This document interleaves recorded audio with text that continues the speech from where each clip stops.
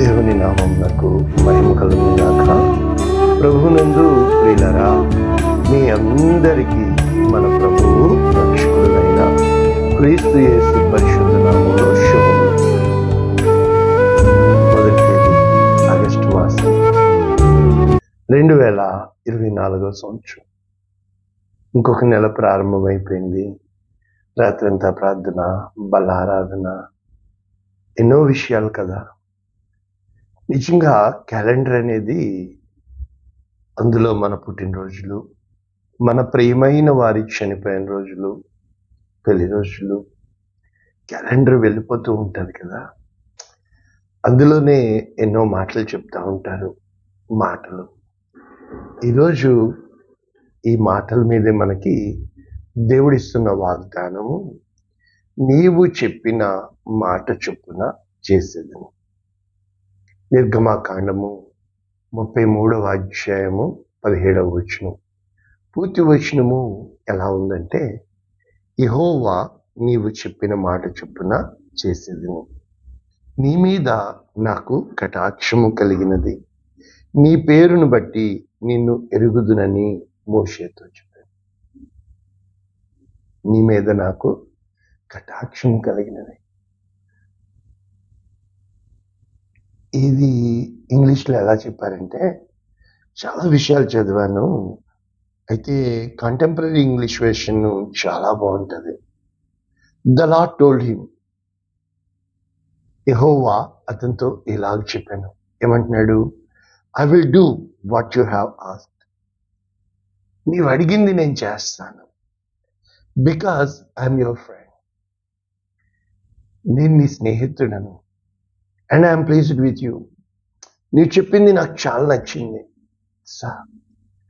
అంటే ఎంతోమంది ఎన్నో మాటలు చెప్తూ ఉంటారు కదా, నిజంగా చాలా బాధాకరం అనిపిస్తూ ఉంటాయి కదా. అదే నచ్చిన మాట చెప్పారనుకోండి, అరే నేను అనుకున్నది నువ్వెలా చెప్పావు చూసా.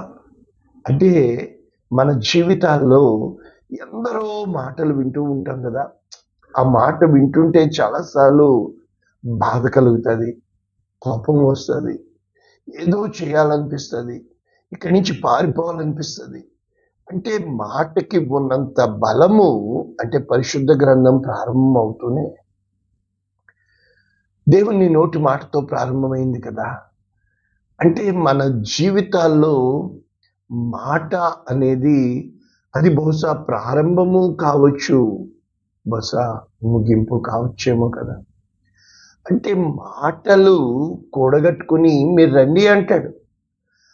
అంటే సంయోచితమైన మాటలు వెండి పళ్ళెంలో పెట్టిన బంగారు పండ్ల వంటిది అంటాడు.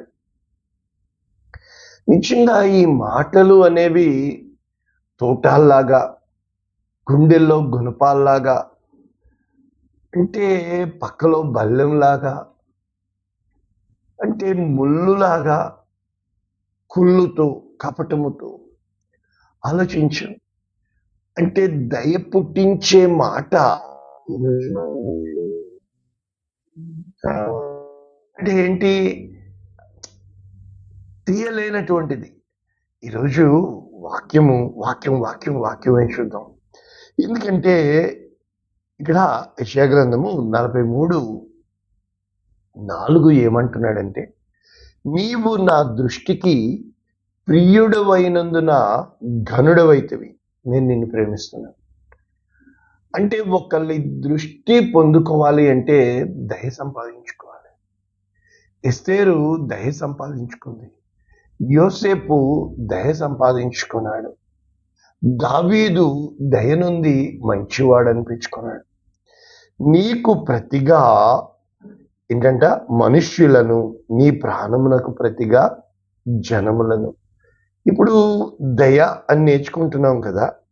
ఈ దయ కోసము కీర్తన 45 ఏమని రాయబడిందంటే, నీ పెదవుల మీద దయారసము పోయబడి ఉన్నది, కావున దేవుడు నిత్యము నిన్ను ఆశీర్వదించు.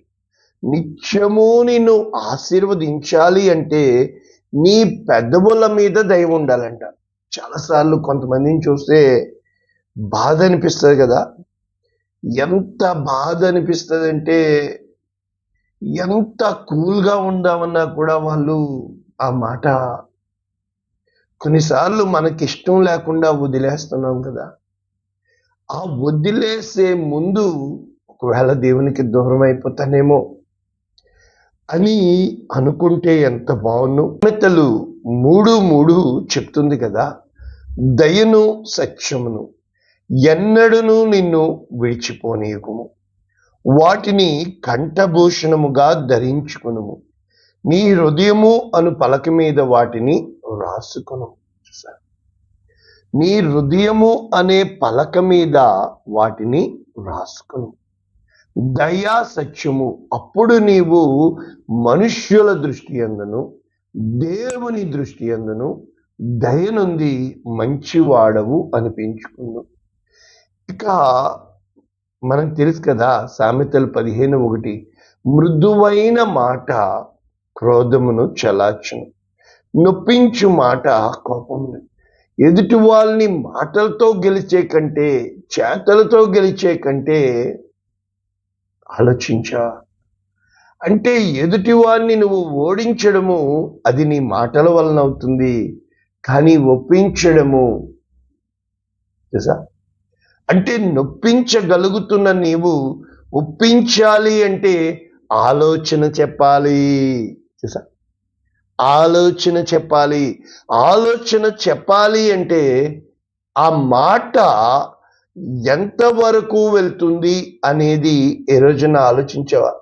క్షణికమైన కోపమే, క్షణమే నీవు లిమిట్ దాటుతుంది. కానీ ఆ మాట నోరు జారాక వెనక్కి తీసుకోలేము సుమా. ఆ మాట చేయవలసిన గాయము చేసేస్తుంది.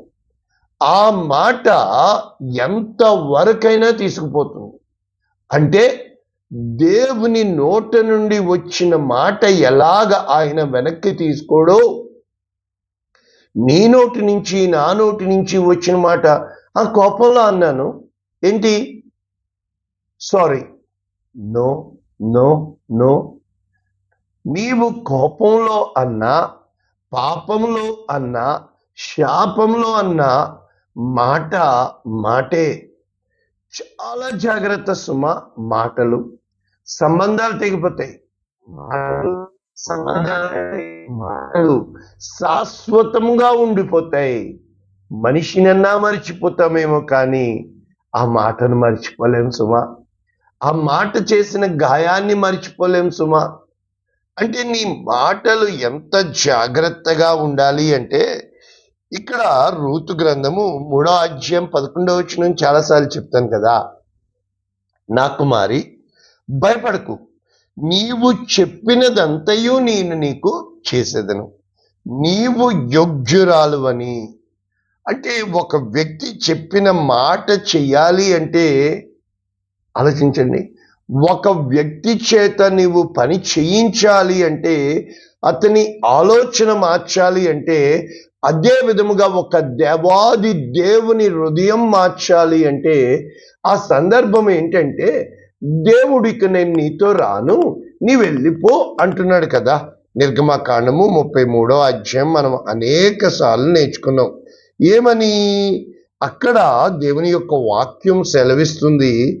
ఏమని అంటే, మనందరికీ తెలిసిన సందర్భమే. నీ మాట చొప్పున, అంటే నేను నిన్ను నీ పేరును బట్టి ఎరిగి ఉన్నాను అని చెప్పుతూ ఇక్కడ ఏమని చెప్పబడుతున్నాడు? మనము సందర్భము చూస్తే ప్రభునందు ప్రియులరా, దేవుని యొక్క వాక్యము నిర్గమకాండము 33 మనము ఇక్కడ చూసిన ఎడల 8వ వచనం నుంచి నేను చదువుతున్నాను.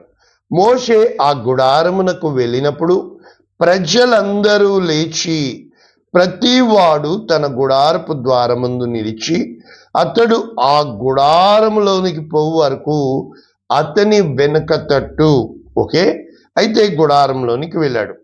అప్పుడు మేఘస్తంభము దిగి గుడారపు ద్వారముందు నిలువగా యెహోవాతో మోషే మాట్లాడుచుండెను. చూసారా?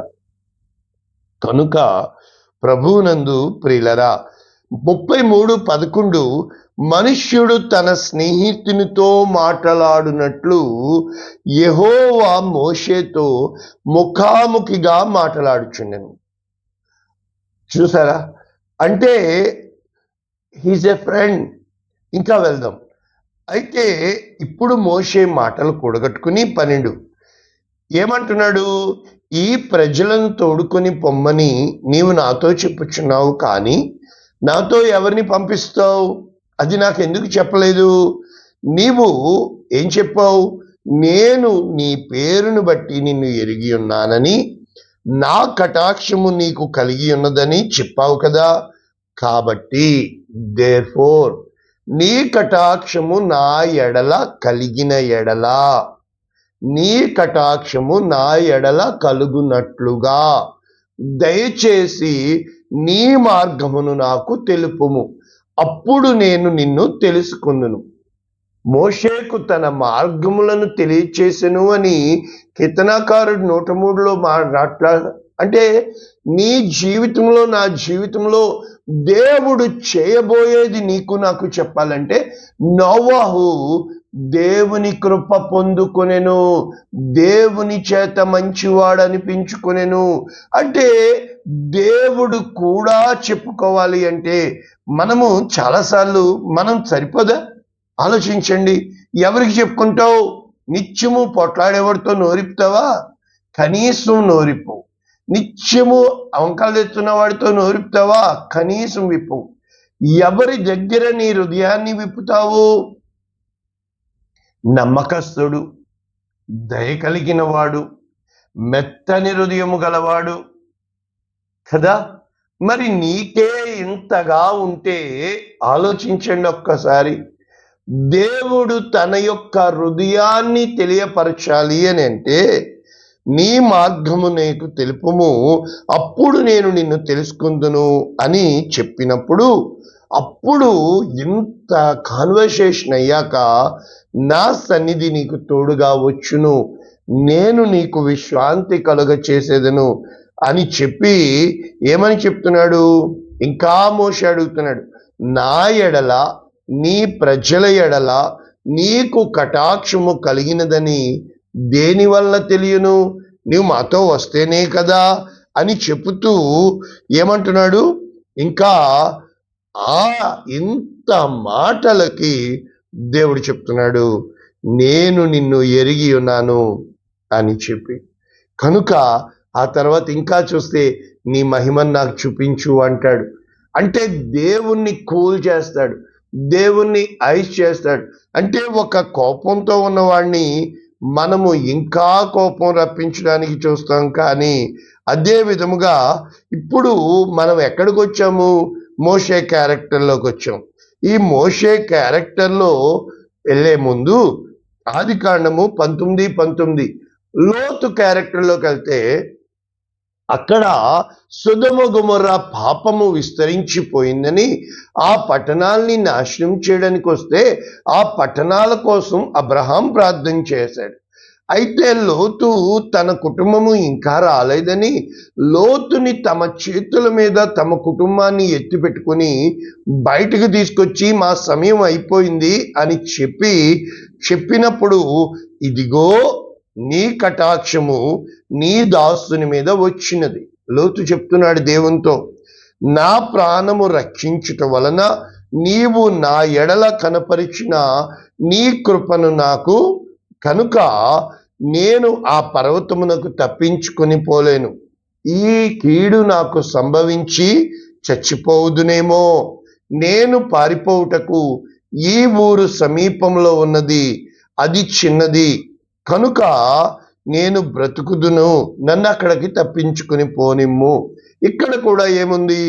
ఇదిగో నీవు చెప్పిన మాట చొప్పున ఈ ఊరును నాశనము చేను, ఈ విషయంలో నీ మనవి అంగీకరించి తిని. ఎంత తేడా! తను తప్పించుకుపోవడానికి ఊరిని నాశనం చేయొద్దన్నాడు అబ్రహాము. తన వారు అని చెప్పి దేవుని ఉగ్రతను ఆపడానికి. అంటే మన ప్రార్థనలు మన కోసం ఉన్నాయా? మనము అనేక మంది కోసం ప్రార్థిస్తున్నామా? దేవుణ్ణి ఏ విధముగా మనము కూల్చేయగలము చెప్పన? అనేక రకాలుగా. మనిషిని ఏ విధముగా కోపం తెప్పించగలం తెలుసా? అనేక విధములుగా. అంటే మనిషికి కోపం ఊరికినే వస్తుంది, దేవునికి శాంతము ఊరికినే కలుగుతుంది. మనిషి కోపం మీదే బతుకుతాడు, వాడి జీవితం అయిపోతుంది, ఆయుష్కాలం అయిపోతుంది, శక్తి తగ్గిపోద్ది. చింత చచ్చినా చిగురు చావలేదు అంటారు. ఎంతగా నేను చూసాను తెలుసా? ఎదుటోడు చేస్తున్నది ఎందుకు చేస్తున్నాడు ఒక్కసారి కూర్చొని ఆలోచించి. దేవుని ప్రణాళిక అతనితో ఉందే, నిన్ను కూర్చోబెట్టి అతని హృదయం చూపించాడే, అతని యొక్క డైలీ యాక్టివిటీ చూపిస్తున్నాడే, అయినా మనిషి అంగీకరించడు, అయినా మనిషి మారలేదు. చూసారా? అంటే మనిషి మారాలి అంటే వాడు ఒకడు నూతనముగా జన్మించితే తప్ప, బోర్న్ అగైన్ ఎక్స్పీరియన్స్ అంటే సమస్తము వాడు వట్టివాడను అని చెప్పాల. అంటే దేవుడు నీకు దొరకాలి అంటే ఆయన మహిమ గలవాడు, ఆత్మను పెట్టిన దేవుడు, నీలో నాలో జీవము పెట్టిన దేవుడు, నీలో నాలో సమస్తము పెట్టిన దేవుడు. ఇప్పుడు ఇక్కడ మనము వాక్యాలు చూస్తే ఒక్కసారి సంఖ్యాకాండము 12వ అధ్యాయం 3వ వచనం, మోషే గుణగణాలు. యెహోవా ఆ మాట వినెను, మోషే భూమి మీద ఉన్న వారందరిలో మిక్కిలి సాత్వికుడు. అంటే మోషేకి కోపం కంటే, ఆలోచించండి, నిజంగా కోపము ఎన్నో కీడులు కదా.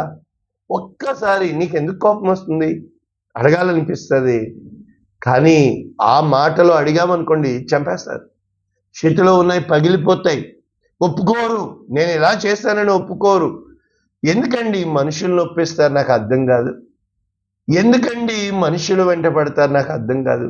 ఎందుకండి ఏ రోజునైతే నువ్వు దేవునికి ప్రియమైపోతావో, ఏ రోజునైతే దేవుని దృష్టిలో నువ్వు గొప్పవాడు అనిపించుకుంటావో, ఏ రోజునైతే దేవుని దయ నీవు సంపాదించుకుంటావో, ఇక్కడ 12వ అధ్యాయం సంఖ్యాకాండము 7వ వచనంలో ఇంకొక మాట ఉంది, అతడు నా ఇల్లంతటిలో నమ్మకస్తుడు, నా సేవకుడైన మోషేకు విరోధముగా మాట్లాడుటకు మీరెందుకు భయపడలేదు అని చెబుతూ, నేను గూఢ భావములతో కాదు దర్శనమిచ్చి ముఖాముఖిగా అతనితో మాట్లాడుదును. కాబట్టి ఏమంటున్నాడు? మోషే నా స్నేహితుడు, అబ్రహాము నా స్నేహితుడు, దే ఆర్ మై ఫ్రెండ్స్. ఈ సన్నిహితత్వం నీలో ఉందా? కాబట్టి ఇక్కడ మనము వాక్యపు లోతుల్లోనికి వెళ్తే ఆలోచన అంటున్నాం కదా. యెషయా 9:6 మనకు తెలుసు కదా, యాలియనగా మనకు శిశువు పుట్టెను, మనకు కుమారుడు అనుగ్రహించబడును, అతని భుజముల మీద రాజ్యభారముండెను, ఆశ్చర్యకరుడు, ఆలోచనకర్త, నిత్యుడగు తండ్రి, బలవంతుడైన దేవుడు, సమాధానకర్తయగు అధిపతి అని. ఆలోచనకర్త, కౌన్సిలర్. కౌన్సిల్ అంటే అర్థం ఏంటంటే, చాలాసార్లు మన మాట గెలవలేదేంటి, నేను చెప్పిన మాట ఎందుకు వినడు, అలా కాదు కదా. వినాలని ఆశపడకు. చెయ్యించాలి అంటే నీలో ఏ మాట సిద్ధపరుచుకుంటే ఎదుటివాడు నీకు లొంగిపోతాడు. అంటే నీ మాటలతో నువ్వేమన్నా చేయగలవు. అంటే మాట అధికారపూర్వకంగా ఉండేది ఆ పని చేపిస్తుంది, కానీ జీతం కోసం సుమా. అయితే ప్రేమపూర్వకమైన మాట గుండె లోతుల్లోంచి చేపిస్తుంది, ఇది జీవితం సుమా. అంటే జీవితంలో ఇప్పుడు ఒక కోపిష్టి మాట ఉందనుకోండి, ఎవడ్రా బాబు వీడని కనీసం ఇంకెప్పుడు కనబడినా కూడా తల పక్కకు తిప్పుకొని వెళ్ళిపోతూ ఉంటాం. అదే ఎవరైనా మంచి మాట మాట్లాడారనుకోండి, అబ్బా మంచిగా మాట్లాడాడే అని కొంచెం ఆయన వైపు చూస్తాం, ఒక చిరునవ్వు చెప్తాం. అయితే ప్రేమపూర్వకంగా మాట్లాడాడు అనుకోండి, ఏమండి బాగున్నారా అంటే, మేము ఎందుకు బాగుంటాం, ఇంకా నీసం అడుగుతావా? ఏమండోయ్ బాగున్నారా, ఎలా ఉన్నారు, ఇప్పుడు గుర్తొచ్చారా? ఎందుకు నాకు అర్థం కాదు. ఏం పోద్ది మన సొమ్ము? అరే జస్ట్ ఎ స్మైల్, చిరునవ్వు, ఏం ఎత్తుకుపోతావు నువ్వు అంటే ఎదుటోడు. అంటే ఇప్పుడు మాది కాకినాడ కదా, కాకినాడలో వాడే పలకరించాలి. మరి నువ్వేమైంది? ఎందుకు అని అంటే చాలా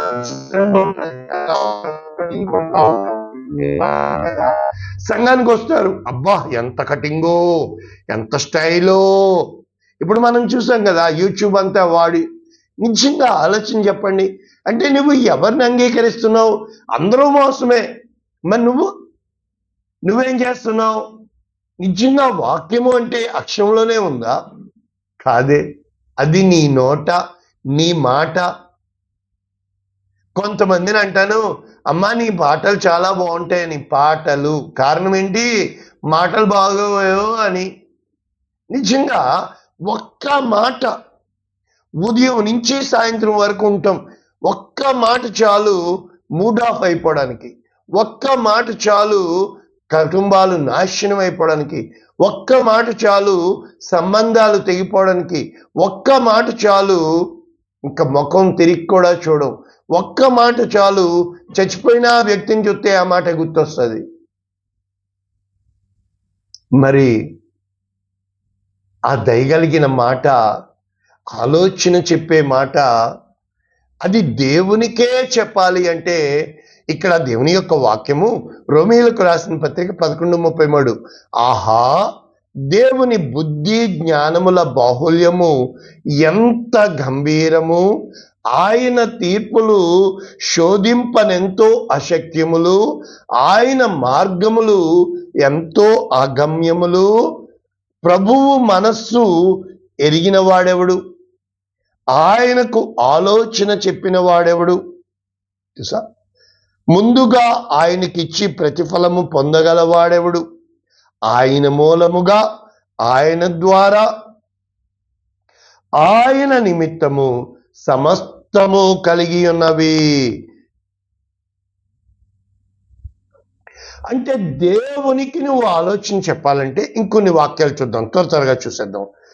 యోబు గ్రంథము 15వ అధ్యాయం 8వ వచనం, నీవు దేవుని ఆలోచన సభలో చేరి ఉన్నవాడువా?